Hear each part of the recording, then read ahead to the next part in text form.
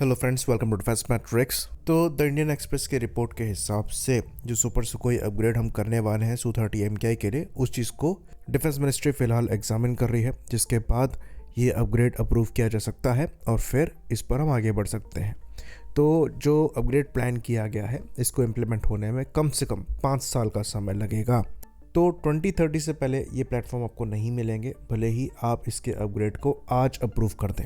तो यहाँ पर कई लोग सवाल उठाते हैं कि क्या इस अपग्रेड में हमने डिले कर दी है, जो कि हमें कॉस्ट कर सकती है, क्योंकि अगर हम इस प्लेटफॉर्म के सर्विस इंडक्शन को देखें तो Su-30 MKI स्पेसिफिकली 2004 से ऑपरेट करना स्टार्ट किया है। उससे पहले हम Su-30K यूज़ करते थे।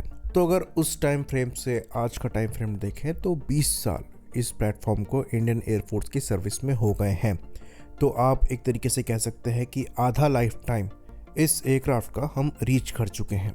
तो अगर हम सही तरीके से चीज़ों को देखें तो इस साल हमें अपग्रेडेड प्लेटफॉर्म्स ऑपरेट करना शुरू कर देना चाहिए था, लेकिन अब हम 5 साल उससे पीछे हैं। बाकी जो ओवरऑल इम्प्लीमेंटेशन इस अपग्रेड का होगा, उसको होते होते हम 2035 तक पहुंच जाएंगे।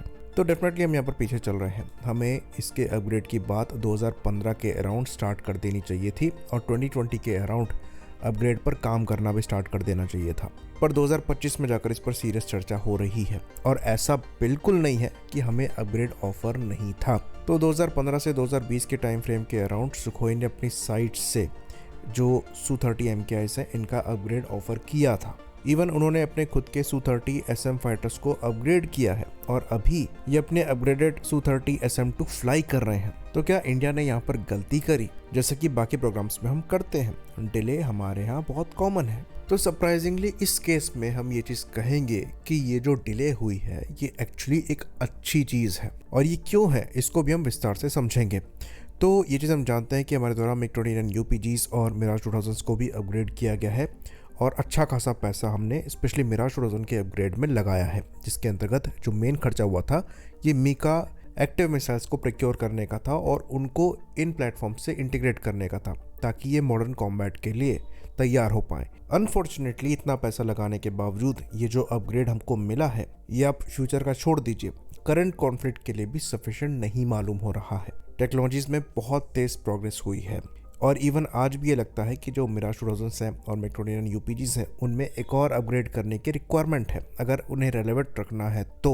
और अगर Su-30 MKI के साथ भी यही चीज़ हम कर देते और रशियन अपग्रेड के साथ चले जाते, तो आज इनके साथ भी ये सिचुएशन आ जाती कि हमें फिर से इनको अपग्रेड करने पर विचार करना पड़ता, क्योंकि जो रशियन Su-30 SM2 अपग्रेड है, ये आने वाले 10 साल भी लास्ट नहीं करेगा।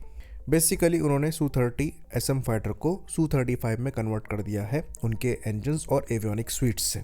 तो कॉमनैलिटी उनके पास आ गई है, लेकिन Su-35 में जो टेक्नोलॉजीज इस्तेमाल हो रही हैं वो बहुत जल्दी अपना रेलेवेंस लूज़ कर रही हैं। वहाँ पर आपको AES से रडार भी नहीं मिलेगा। वहीं पर हमने यहाँ पर जो डिले करी, इसकी वजह से हमें अच्छा खासा टाइम मिल गया। जो हम टेक्नोलॉजीज डेवलप कर रहे हैं उन्हीं पर बेस्ड होकर Su-30 MKI के अपग्रेड पैकेज को डिज़ाइन करने के लिए तो हम आमका में काम कर रहे हैं, हम तेजस मार्क 2 पे काम कर रहे हैं और तेजस मार्क 1 पर तो काम कर ही रहे हैं, जिसके अंतर्गत हम एडवांस एवियोनिक स्वीट डेवलप कर रहे हैं इन प्लेटफॉर्म के। उसी पर बेस्ड होकर हम Su-30 MKI के भी एवियोनिक स्वीट को बना रहे हैं। तो वो प्लेटफॉर्म पूरी तरीके से हम इंडिजिनसली मॉडिफाई भी कर पाएंगे और अपने खुद के वेपन्स भी इंटीग्रेट कर पाएंगे और समय आने पर बिना OEM की मदद के माइनर अपग्रेड्स भी प्रोवाइड करा पाएंगे। तो जो हमारा अपग्रेड पैकेज है Su-30 MKI के लिए, वो एक्चुअली रशियन अपग्रेड पैकेज से भी ज़्यादा अच्छा है और अपग्रेड के बाद इंडियन Su-30 MKI फ्लैंकर्स का बेस्ट वर्जन बन जाएगा। ऑल्दो यहाँ पर फिलहाल चाइनीज J-16 को फ्लैंकर्स का बेस्ट वर्जन बताया जाता है, पर हमें नहीं लगता कि वो एक अपग्रेड वर्जन है, बल्कि वो एक नया एयरक्राफ्ट है, तो उसे अपग्रेड पैकेज पे काउंट करना सही रहेगा।